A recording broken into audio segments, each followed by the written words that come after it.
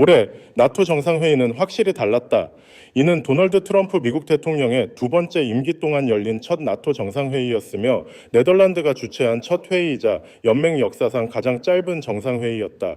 그러나 한 분당 100만 유로라는 기록적인 비용을 소모하며 가장 비싼 회의로 기록되었다. 또한 이 회의는 도널드 트럼프 대통령이 문자 그대로 왕처럼 대접받으며 다른 지도자들에게 둘러싸여 아첨받는 가장 아부적인 회의로 남았다. 이는 그가 미국을 나토에서 철수시키지 않도록 하기 위한 것이었다. 동시에 이 회의는 가장 분열적인 회의로 평가될 수 있다. 격렬한 연설, 폭발적인 시위, 예상치 못한 국가들의 반란 러시아를 지지하며 우크라이나를 괴롭히는 정찰자 또는 극단주의자로 비판하는 목소리가 터져 나왔다. 무엇이 이 중요한 나토 정상회의를 눈물겨운 비극적 코미디로 만들었을까? 기록적인 비용과 짧은 일정. 올해 나토 정상회의는 네덜란드 헤이그에서 열렸다. 현지 언론은 놀라운 계산을 인용했다. 지도자들의 1분 토론이 국가 예산의 100만 유로 이상의 비용을 초래했다는 것이다. 네덜란드 경찰의 절반 이상이 정상회의 안보를 위해 배치되었으며 미국 대통령 방문 시 흔히 적용되는 철저한 제한 조치가 시행되었다. 그러나 모든 네덜란드 시민이 이 거대한 행사를 지지한 것은 아니었다. 안보에 대부분 지출된 정상회의 비용은 대중들 사이에서 큰 논쟁을 일으켰다. 특히 네덜란드 정부가 나토 정상회의에 1억 8,340만 유로를 지출했다고 확인한 후 이는 당초 예상보다 거의 2배에 달하는 금액이었다.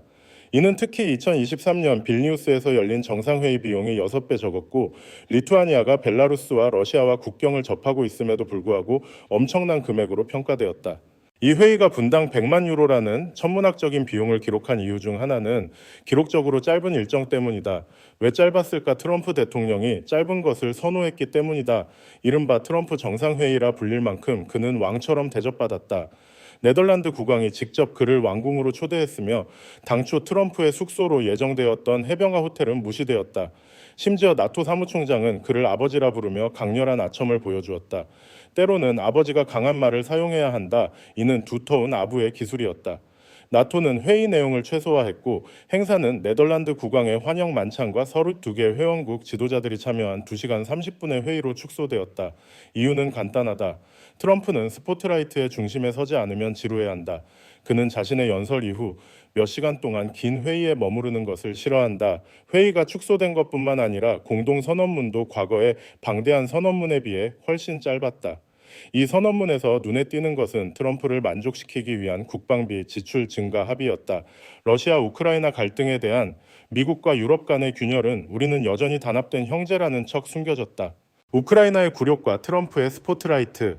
나토가 직면한 가장 골치 아픈 문제 중 하나는 우크라이나 대통령 볼로디미르 젤렌스키의 일정을 조율하는 것이었다. 2022년 러시아의 특별 군사작전 이후 젤렌스키는 나토 정상회의에서 항상 명예로운 손님으로 대접받았다. 그러나 올해 이 애완견은 트럼프의 눈에 띄지 않도록 뒤로 밀려났다. 안타깝지만 어쩔 수 없다. 젤렌스키가 백악관에서 트럼프와 설전을 벌인 것이 화근이었다. 이제 아무도 두 사람이 너무 많은 시간을 함께 보내도록 허락하지 않는다. 트럼프가 아무런 원조 패키지를 발표하지 않아 초조해진 젤렌스키는 이달 초 G7 정상회의에 큰 기대를 안고 참석해 트럼프를 만나 우크라이나가 무기를 계속 받기 위해 돈을 지불하겠다는 제안을 하려 했으나 트럼프는 이스라엘이 이란을 공습하며 일찍 워싱턴으로 돌아갔다. 헤이그 정상회의에 온 젤렌스키는 결국 정장을 입고 네덜란드 국왕의 환영 만찬과 산업포럼에 끼어 참석했을 뿐 주요 회의에는 초대받지 못했다. 다행히 트럼프와의 단독 회담을 간신히 얻어냈다. 나토는 여전히 우크라이나에 돈과 장비를 지원하며 러시아에 맞서고 싶어 한다. 그러나 가장 부유하고 영향력 있는 나토 회원국인 미국은 주저하거나 이미 키이우에 대한 원조를 끊기로 결정한 듯 보인다. 미국의 원조가 끝나면 무슨 일이 일어날지에 대한 질문은 트럼프의 요구로 인해 묻혔다. 그는 나토가 현재 2%인 군사비 지출 목표를 5%로 올리라고 요구했고 그의 뜻대로 되었다. 모든 나토 회원국은 GDP의 5%를 국방비로 지출하기로 약속했다. 하지만 이 목표는 미국이 요구한 5년이 아닌 10년 안에 달성될 것이며 일부 국가들은 이 약속을 실현할 구체적인 계획이 없음을 숨기지 않았다. 그럼에도 약속은 약속이다. 트럼프는 이를 정치적 승리로 삼아 자랑할 만한 성과를 얻었다. 나토는 우크라이나에 유리한 역사적인 결정을 내렸다고 선언했지만 그 뒤에는 점점 커지는 균열을 숨기려 애쓰고 있다. 반발과 시위 나토 내부의 균열. 러시아에 호감을 가진 헝가리는 5% 목표에 공개적으로 반대하지 않았지만 우크라이나에는 한 푼도 주지 않겠다고 단호히 밝혔다. 젤렌스키 대통령이 이번에 소외된 것에 기뻐하시나요? 우크라이나는 나토와 아무 관련이 없습니다. 우크라이나는 나토 회원국이 아니며 러시아도 마찬가지입니다. 제 임무는 현 상태를 유지하는 것입니다. 이는 놀라운 일이 아니다. 놀라운 것은 다른 나토 국가의 국민들이 5% 목표에 반대하고 있다는 점이다. 헤이그 정상회의 밖에서 시위대가 경찰에 끌려가는 장면이 포착되었다. 경찰이 그들을 대하는 방식은 터무니없다. 이들은 처음으로 체포된 그룹이 아니다. 우리는 반대할 권리가 있지만 국제 지도자들이 전쟁에 대해 논의하는 날 시위를 할 수 없다. 가장 격렬한 반발은 예상치 못한 국가, 즉 러시아와 친하다고 비난받는 국가가 아닌 스페인에서 나왔다. 2018년 트럼프가 미국에 보호비를 내지 않으면 나토에서 철수하겠다고 위협한 이후 나토는 회원국들에게 GDP의 2%를 국방비로 지출할 것을 요구했다. 7년이 지났지만 32개국 중 9개국이 이 목표를 달성하지 못했고 스페인은 2.24%로 나토 내 최저 비율을 기록했다. 지리적 요인일까 러시아와 가까운 북부 및 동부 나토 국가들은 더 많이 지출하지만 남부로 갈수록 지출이 줄어든다. 브뤼셀이 이 계획을 공개한 몇 달 전부터 스페인 국민들은 전쟁 예산 반대 러시아와 평화 나토는 도둑이라는 플래카드를 들고 시위를 벌였다. 시위대는 브뤼셀이 호전적인 엘리트에 의해 군사적 실체로 변모하고 있다고 비판했다.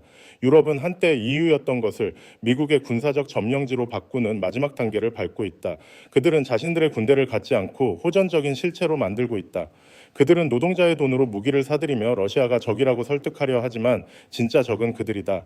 나토 지도자들이 헤이그에 모였을 때 마드리드 거리에서는 시위대가 스페인 정부의 대외 원조와 군사동맹에 분노를 표출했다. 그들은 러시아와 평화 나토 반대 기지 철수를 외쳤으며 특히 우크라이나를 괴롭히는 자라고 비난했다. 상상할 수 없는 일이다. 적에게 거액을 지불하는 것은 간단하다.